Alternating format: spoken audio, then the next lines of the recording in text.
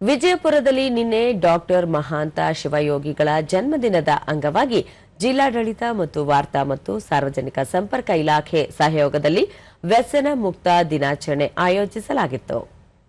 ಸಮಾಜ ಕಲ್ಯಾಣ ಇಲಾಖೆಯ ಉಪ ನಿರ್ದೇಶಕ ಮಹೇಶ್ ಪೊದ್ದಾರ, ಜಿಲ್ಲಾ ಆರೋಗ್ಯ ಮತ್ತು ಕುಟುಂಬ ಕಲ್ಯಾಣಾಧಿಕಾರಿ ಡಾಕ್ಟರ್ ಮಲ್ಲನಗೌಡ ಬಿರಾದಾರ, ಜಿಲ್ಲಾ ವಾರ್ತಾಧಿಕಾರಿ ಅಮರೇಶ್ ದೊಡ್ಡಮನಿ, ಯುವ ಸಬಲೀಕರಣ ಮತ್ತು ಕ್ರೀಡಾ ಇಲಾಖೆಯ ಸಹಾಯಕ ನಿರ್ದೇಶಕ ರಾಜಶೇಖರ್ ದೈವಾಡಿ ಮತ್ತಿತರರು ಉಪಸ್ಥಿತರಿದ್ದರು.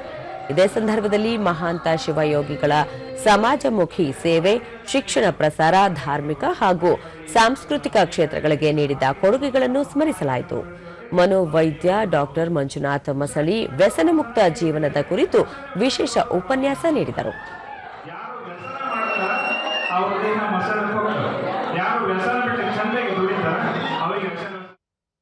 ಬಳಿಕ ದೂರದರ್ಶನದೊಂದಿಗೆ ಹೋರಾಟಗಾರ ಅರವಿಂದ ಕುಲಕರ್ಣಿ, ಯುವ ಜನತೆ ದುಶ್ಚಟಗಳಿಗೆ ದಾಸರಾಗದೆ ತಮ್ಮ ಆರೋಗ್ಯಯುತ ಜೀವನ ನಡೆಸಲು ಮುಂದಾಗಬೇಕು ಎಂದರು.